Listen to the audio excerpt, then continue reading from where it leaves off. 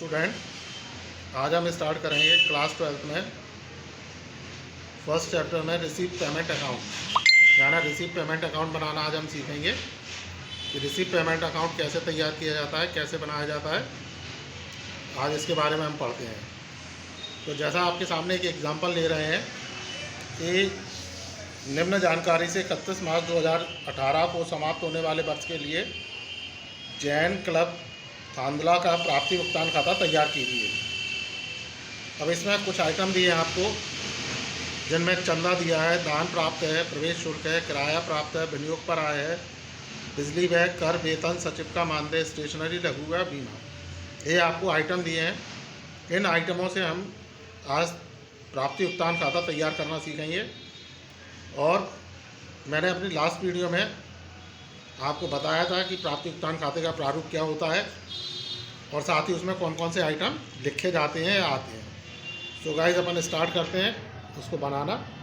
तो जैसा उसमें आपको मैंने बताया था, प्राप्ति भुगतान खाता बनाते समय सबसे पहले हमें क्या करना होता है। तो सबसे पहले हमें शीर्षक हेडिंग डालनी होती है और हेडिंग में हम जिस संस्था या जिस ऑर्गेनाइजेशन का हमें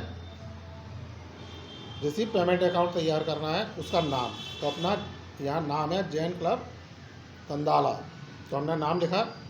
फिर हमें ये बताना होता है हमने क्या बनाया, रिसीव पेमेंट अकाउंट ये हम बना रहे हैं। उसके बाद किस ईयर के लिए बना रहे हैं तो वो डालना होता है। तो for the year ending 31 March 2018। Next इसी क्रम में आगे चलेंगे। तो सबसे पहले इसमें पर्टिकुलर अमाउंट, ये 4 कॉलम इसमें होते हैं। जो पहला कॉलम होता है वो हमारा रिसीव साइड का होता है, जिसमें अपनी समस्त प्राप्तियों को लिखते हैं। जितनी भी साल भर के अंदर हमें रिसीव्ड हुई वो यहाँ आएंगे, उसके अमाउंट आएंगे। उसके बाद पेमेंट साइड, तो जो भी हमने पूरे साल भर में वर्ष के दौरान जो भी पेमेंट किए वो सारे पेमेंट यहाँ हम शो करेंगे। तो आइए स्टार्ट करते हैं। तो सबसे पहले शुरुआत होती है इसकी बैलेंस से। तो जो हमको बैलेंस दिया होता है सब में, वो हम बैलेंस लेंगे। तो हमको यहाँ दिया बैलेंस BD 880, यानी लास्ट ईयर का जो हमारे पास कैश बैलेंस है उसको हम लेते हैं।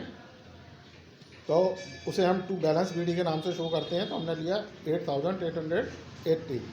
सेकंड नंबर पे चंदा आता है, सब्सक्रिप्शन, जो हमारे सब में दिया गया है चंदा, जिसे हम सब्सक्रिप्शन बोलते हैं इंग्लिश में। तो वो आ गया सब्सक्रिप्शन हमारा। तीसरे नंबर के जो आइटम था वो था डोनेशन, दान। ये हमको इनकम है, हमारी इनकम है दान प्राप्त, तो ये इसमें आ गया रिसीप्ट साइड में।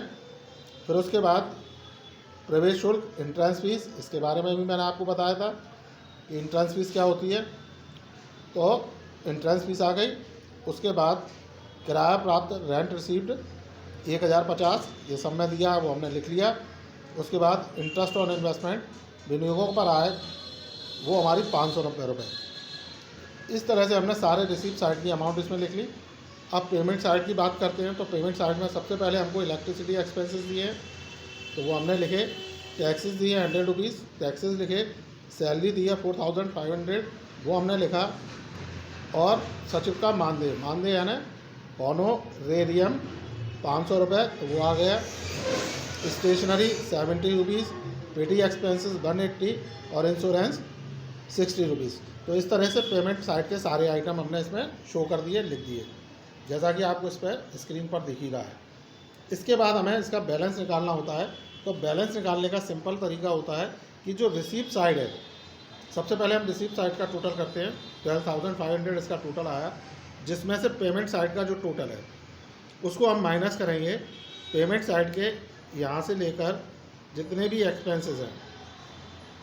ये जो हमारे एक्सपेंसेस है पेमेंट साइड के 680, 100, 4300, 500, 70, 180 और 660, इनका टोटल करके हम 12,500 में से लेस करेंगे।